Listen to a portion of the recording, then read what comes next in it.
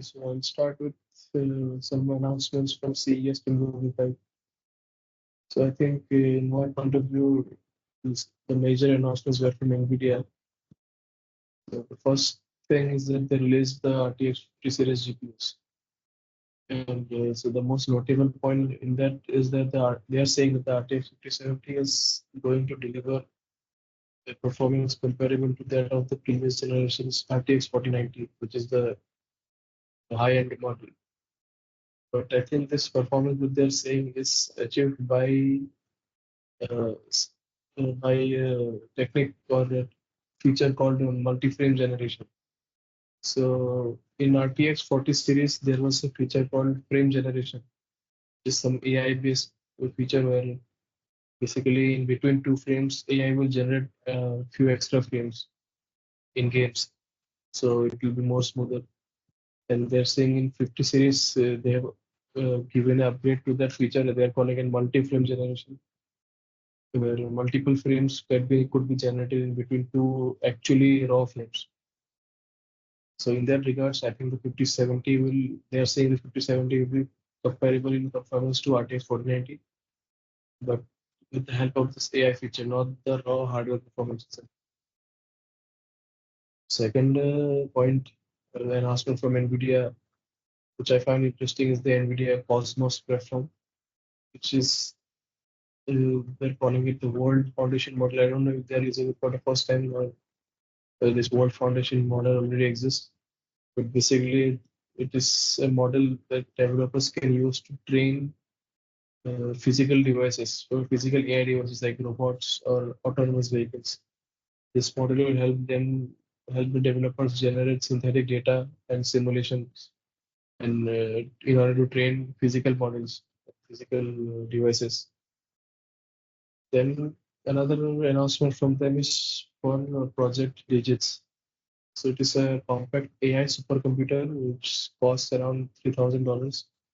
I think it has one of the Blackwell architecture GPUs or something, which is supposed to be very capable for handling excessive data and for I think locally running LLMs. This is going to be a very powerful device.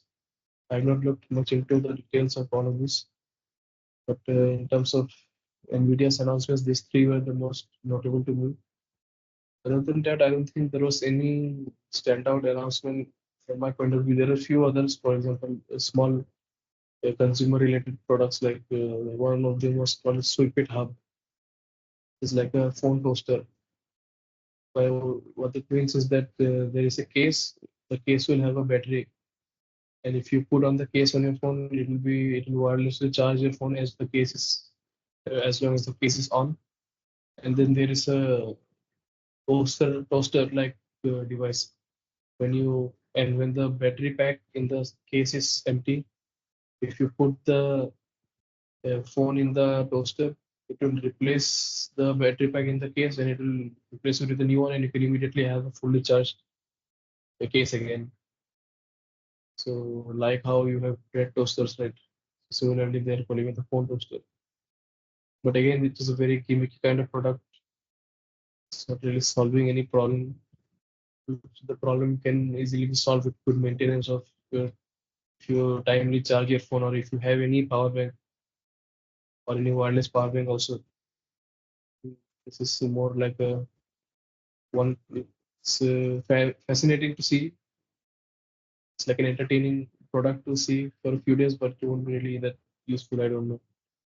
Another one product which caught my eye is a Lenovo's rollable OLED screen. So like you have our 15-inch laptops, right? And you have seen phones where you can just fold and open it. But here they're using a rollable technology where the standard display will be 15-inch, but in certain it is rollable, so it will increase the size of the screen. You have to see a video to understand how it works. Basically, it will like increase its length, and along with it, the screen will also increase. So those are some of the few announcements I found interesting. But most other tech announcements are very kind of niche products, or they were products with very low practical applicability for mass usage. So most of the time, the announcements in these kind of CES venues or events are like tech demos. I think there was one from Honda, I think, for an EV, which I don't know how soon they are planning to launch it. So I think it would be interesting to look back at previous CES and see how much of the tech demos they have shown is actually being used there. So that was all from the CES stuff. So in previous years, CES, they announced or they demonstrated the rabbit, that gadget. You remember the gadget, orange color gadget? Can you come again? Or could you- Uh, During last year's CES event, they Yeah, announced this gadget called Rabbit, the orange color gadget. Do you remember that gadget? yeah. It's Yeah. So I don't know, for the first, I think the first 6 months of last year, there was some talk about it, but I don't know what's the status of that gadget right now. I mean, I And think I remember seeing MKBHD's review, and I think he also reviewed it quite negatively, and there was a lot of backlash also regarding that at the time. mm, It was calling it a very basically it is solving a problem that does not exist. yeah, and uh, I saw some similar that with some gadgets with retro aesthetics. That I think so. It was the one that you mentioned, or maybe it was something else that I saw, where it's like a phone, but you can change the keyboards or something. Yeah, I think I see some. It's called some Comet or something. I think it Yes, is yes, Linux based. yes. And again, a few days ago, I think so, it was not shown in the CES, or maybe it was, but I probably have seen it before that thing. It's a YouTube video. So it's again a similar. It has some this it has this retro aesthetic, and it's a tablet with some retro aesthetic, and you can maybe program it or something like that on your own. And it is something like that. A video was recommended to me. So I forgot the exact name of that company or whatever it was. Mhm. But the thing was that the, the thought that came into my mind was that again last year we saw this rabbit gadget. Then I saw this tablet, and now this comet. So this kind of retro futuristic gadgets are being introduced. At least people are trying to create such kind of gadgets.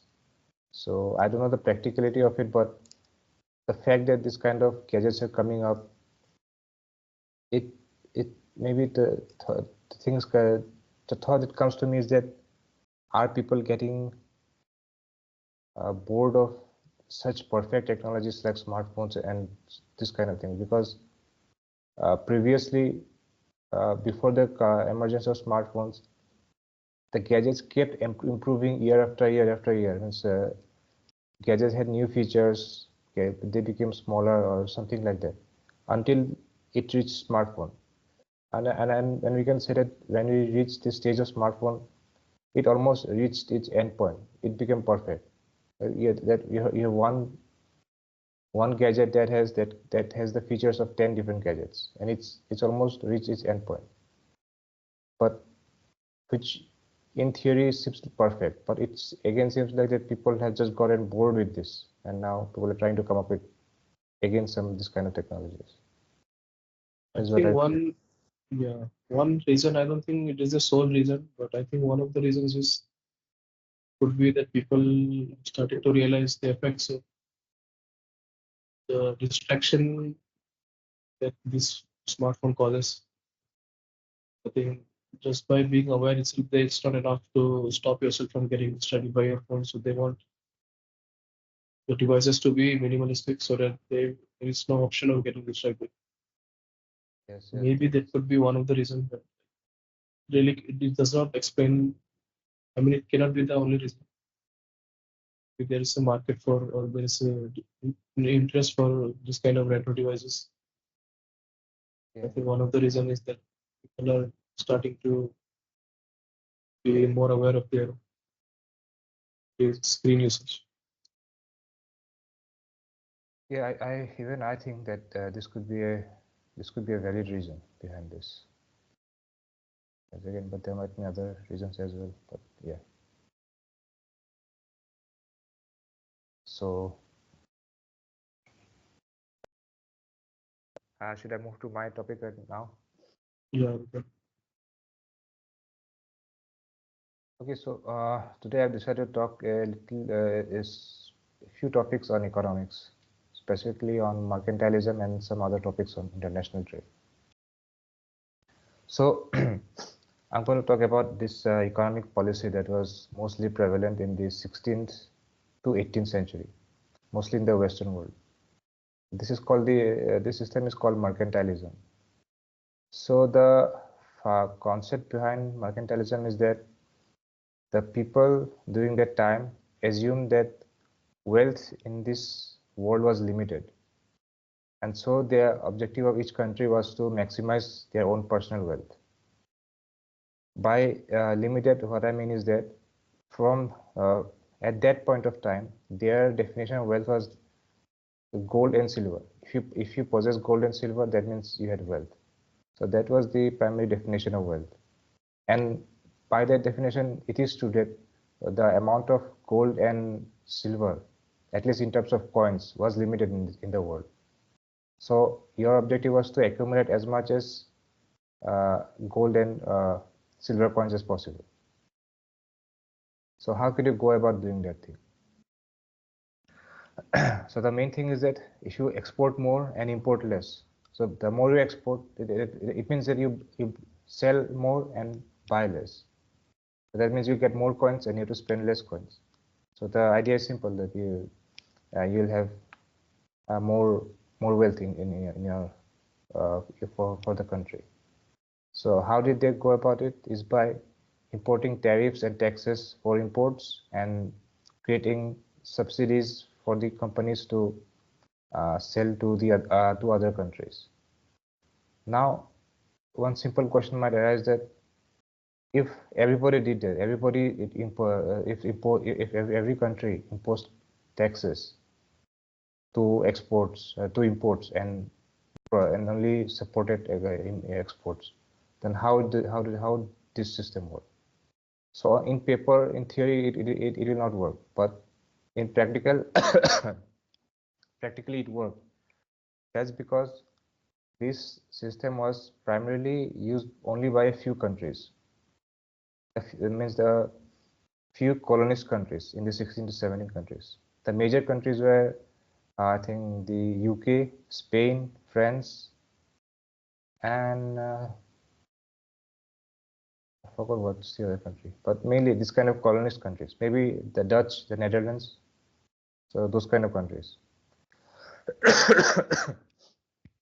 So these people, they colonized different areas of the world at that time.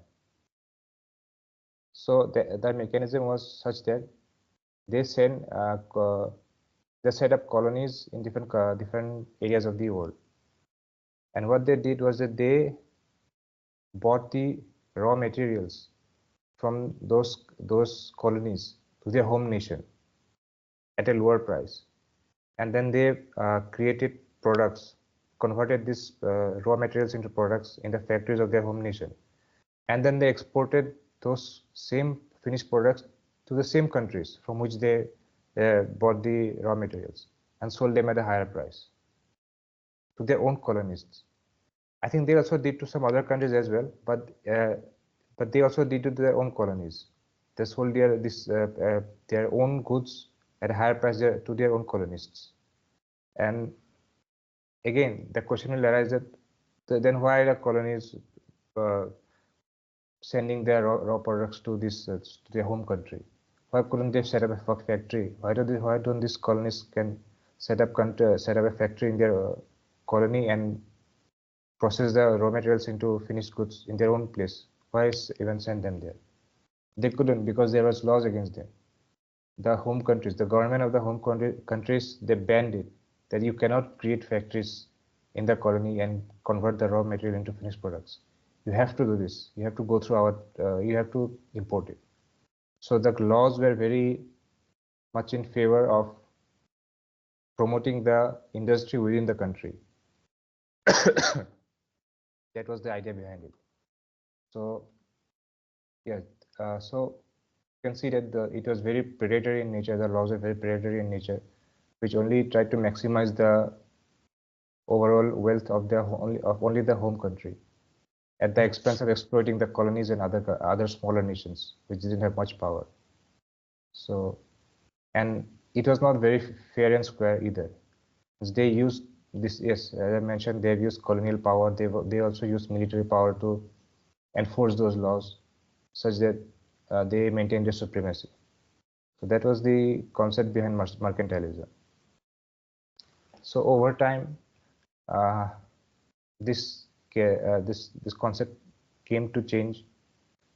But one of the reasons behind this was the frustration of the colonists. In fact, this is one of the reasons behind the war behind the independence of the United States of America. The colonists were fed up with this kind of predatory laws. They said that we do all the hard work here and they take away all the resources, and they're again selling the same products to us at high price. So I'm not saying that's the main reason, but this definitely played a part in the freedom, in the fight for freedom against their colonists, against their home countries. So yes, so over time, and again, the same year in which the USA gained their independence, which was in 1776, the famous economist Adam Smith, he also wrote this book called The Wealth of Nations, where he introduced the topic on free market trade. So that's where the concept of free market trade began, as far as I know. So yeah. So over time, the concept also changed about. Okay, so this is so far I talked about mercantilism. Now I'm just going to talk about some other topics. I'm not now. This is not what I'm going to say. Does not necessarily mean that it followed mercantilism. I'm just going to talk some other topics on uh, international trade. So one of the so one of the concepts on international trade or economics in general, this doesn't apply to countries, but even to individual firms and businesses. It's about what what kind of goods or services do you decide to create. So one of the ideas is that you create goods or services which you are good at producing. So suppose a country is good at producing smartphones and some other country is good at producing cars. So instead of country A producing both cars and smartphones and country B also producing both cars and smartphones, if country A is good at producing smartphones, they should produce smartphones. Country B is good at producing cars, they should produce cars. And you should export each other's goods and services. That's the idea. So the idea is that if you're good at something, you make that, and as a result, you'll make good quality of product of that thing because you are good at that. And overall, both the parties will benefit from this. But again, there are also setbacks because if you are good at something, but then again, you have to be diplomatic and political because you have to now keep good relations with others. Because suppose during suppose you might be dependent on a country on some very uh, important things, and if the relation between you and that country has deteriorated, that means you will suffer and your people will suffer. So it again gets political. So on the one hand, you can say that no, I'll not depend on any country, I'll produce everything myself. So in that, the advantage is that even if your relations are not good, at least you'll be self-sufficient, but your quality of the product will deteriorate. So again, there's this trade-off. So this is something that the politicians will have to think about. It's about strategy. So it's about, there is not an absolute answer to that. It depends on politician to politician how they play the game. So But then what yeah. question here? Yeah. What leads a company or a country to be good at producing certain goods and services? At some point, they will not be good. Right? For example, like China was not good at making smartphones, but they are now.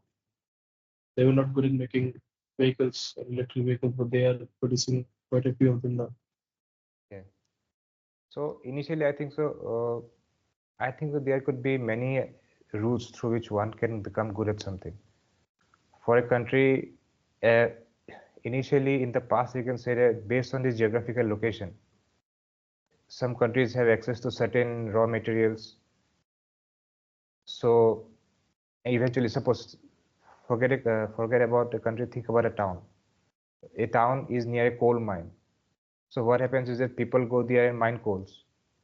So generation after generation, they acquire this knowledge about how to mine coals and how to build tools around it. So over time, the people of the town will know more about how to mine coal or how to make equipments or something like that.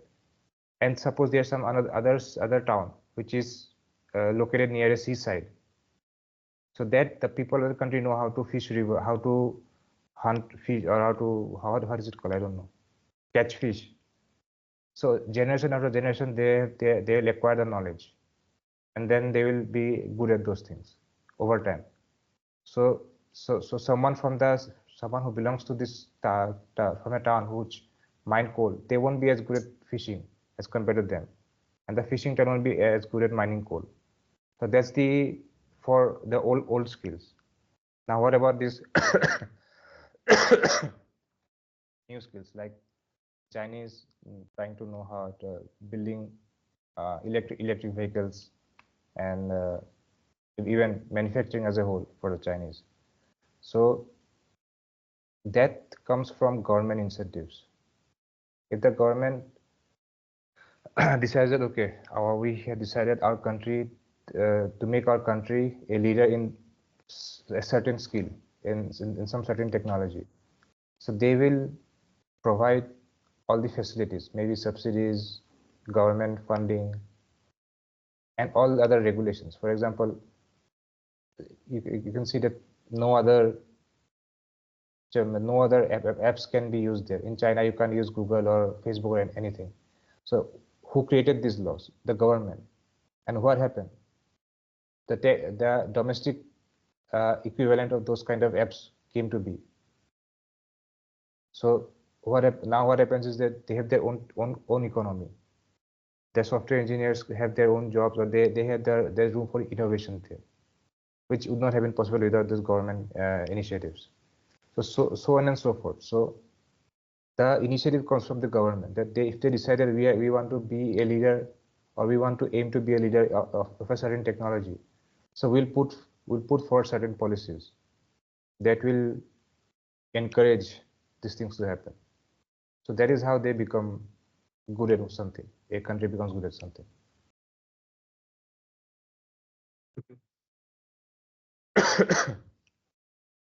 So similarly, the idea behind Make in India was, I think so, the idea was something like that.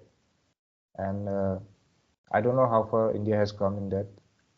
So I'm not saying India hasn't come. What I'm saying is that I haven't looked into it, so I don't have the appropriate knowledge to comment on how far India has come in manufacturing. But I've seen that they've uh, created a lot of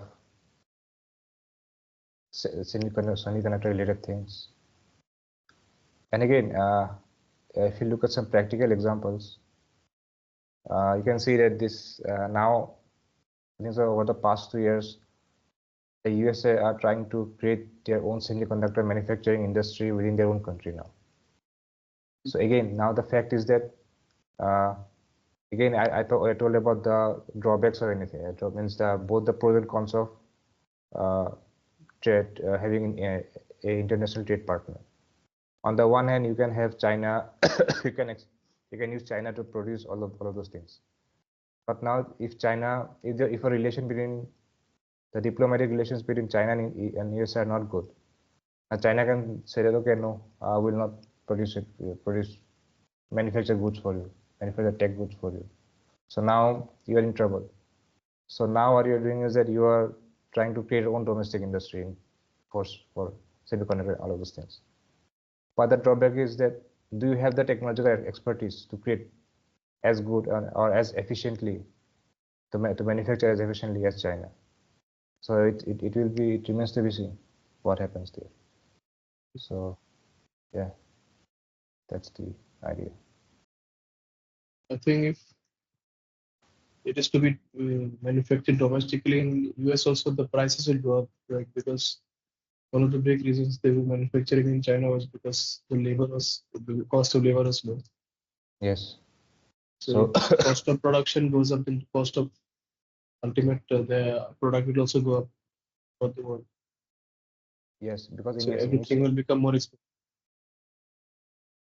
yes, initially it will become more expensive. So yes, but if you are actually determined to make this industry mature, so over time, maybe 15, 20, 25 years down the line, it may get cheaper, but yes, initially it will get expensive for the people in USA. So yeah, there are a lot of other topics to discuss upon here, but today I'm only going to talk about these things. So do you have any other questions on this topic?